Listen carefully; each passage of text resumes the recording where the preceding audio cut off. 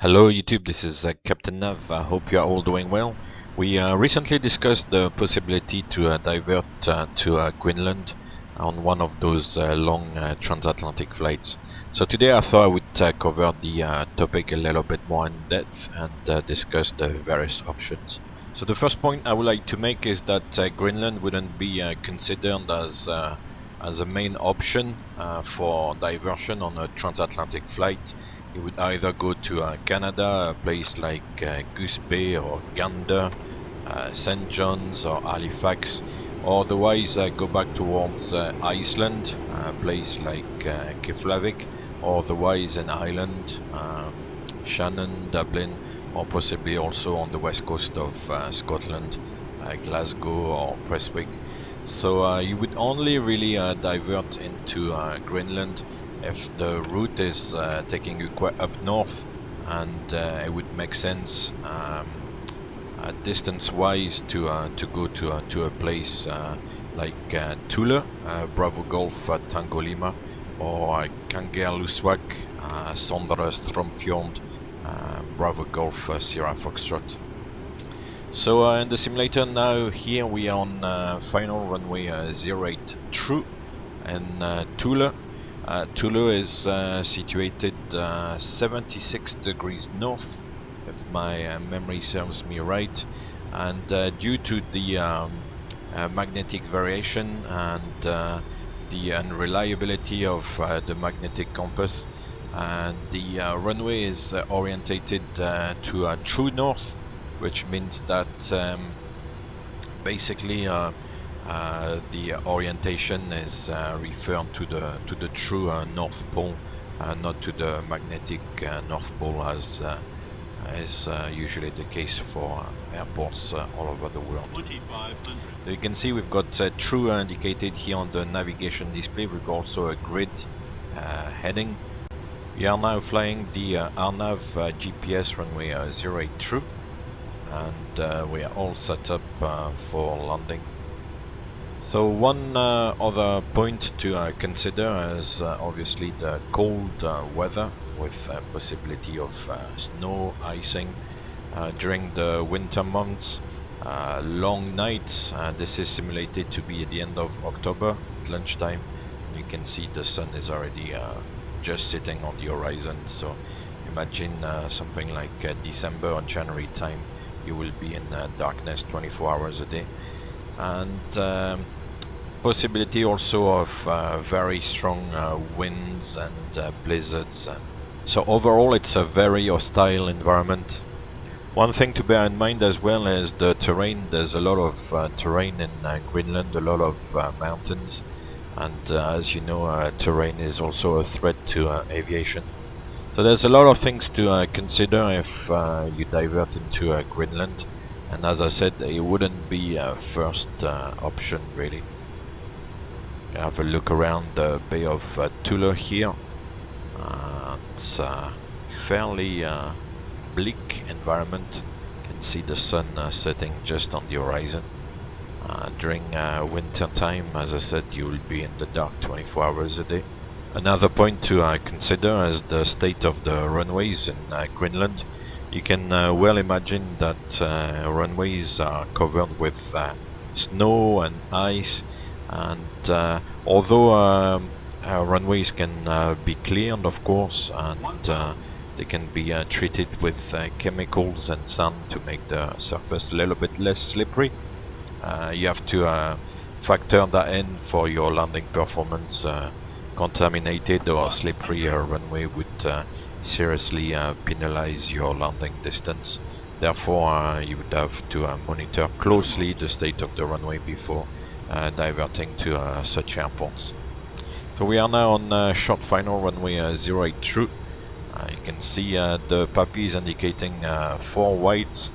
The PAPI is calibrated at 2.5 degrees, so if your approach angle is 3 degrees, obviously you're gonna have 4 whites when on final, so that's another factor to bear in mind for Thule in particular. Otherwise, it's a normal approach. We fly exactly the same way. and I'll let you enjoy the scenery and landing into Thule. It's quite interesting, all these remote places, and it must be actually really nice in real.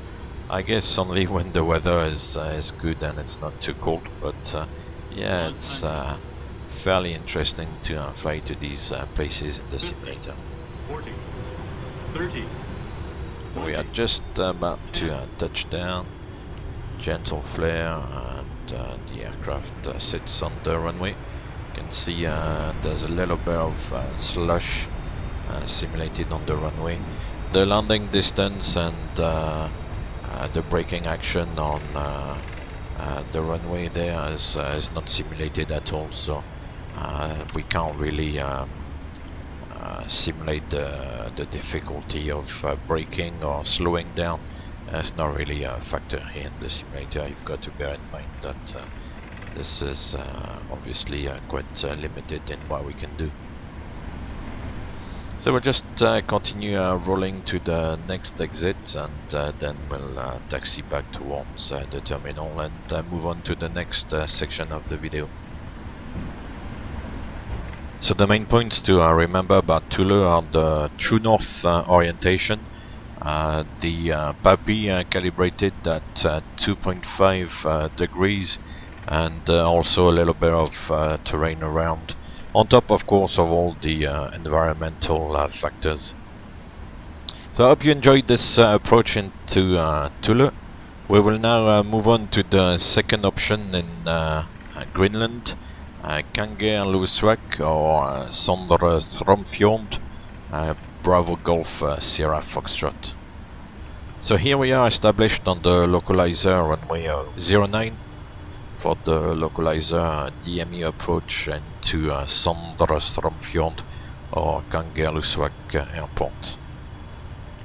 The airport is located at 67 degrees north, so it's a little bit less remote, and the airport, unlike Thule, is based like 99.9% of the airports in the world on magnetic headings and orientation. So we are flying at this stage, as I said, normal localizer DME approach. The localizer here in the simulator is a little bit difficult to intercept, and it's not 100% right, but I just wanted to show you a little bit the environment.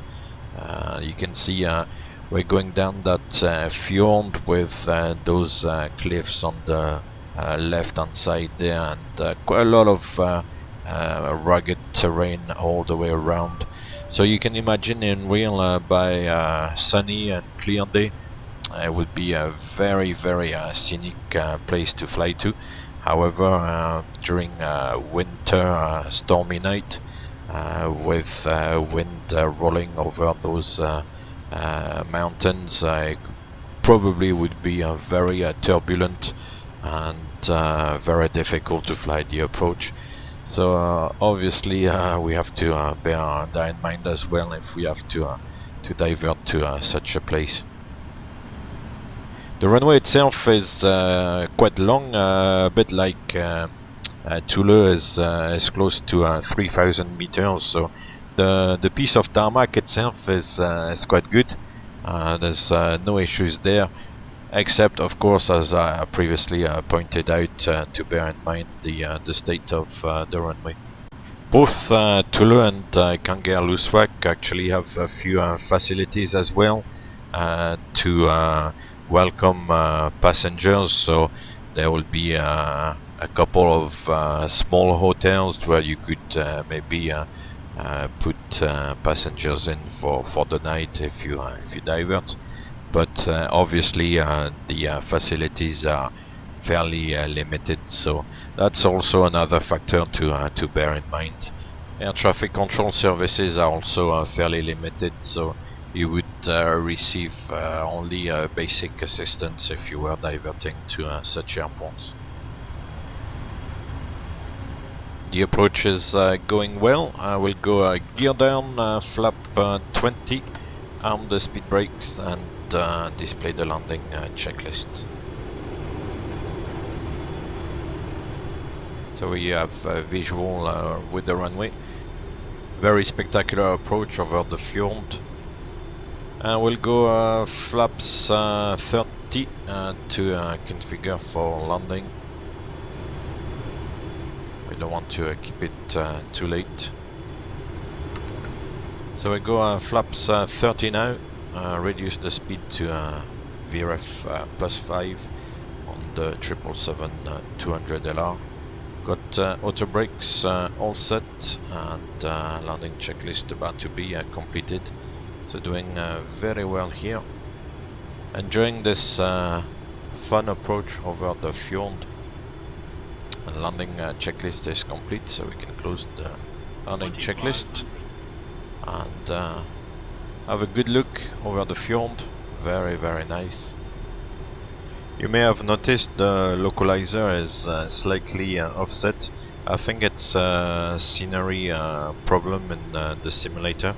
I think in the real world the localizer is straight down the runway, but I might be wrong. I've obviously never been to that place. Also, you'll notice the mountains are quite close to the runway. We will actually get a terrain warning later on during the approach, so and that's also a main FSX scenery problem. I don't think the mountains will be that close in the real world. We are now on short final. We can see the approach is still offset.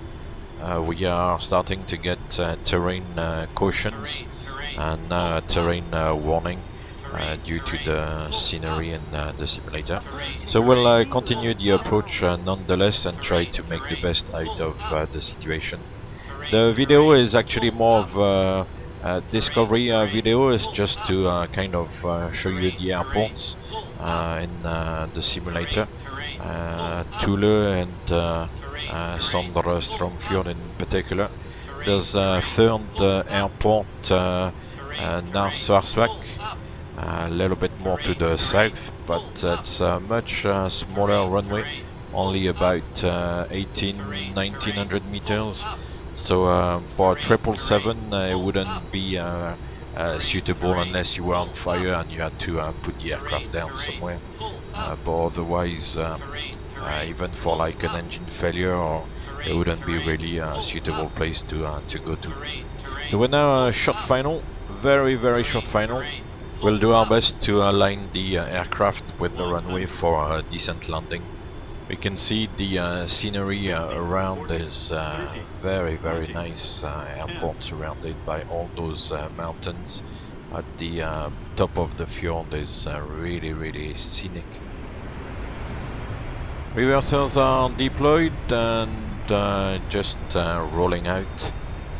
Runway 09 here in Sondre Stromfjord. So I hope you enjoyed the video today. I thought it would be a good idea to show you these two approaches and discuss the airports and also obviously the options to divert there. As I pointed out earlier on in the video, diverting into Greenland wouldn't be a main option. Depending on the situation, it could be a backup option, but you wouldn't certainly consider going to these places if you can avoid it. So I hope you enjoyed the video. If you did, please give me a thumbs up, and if you want to see more similar content, please subscribe. In the meantime, I wish you all the best, and I'll see you on the next video. See you soon.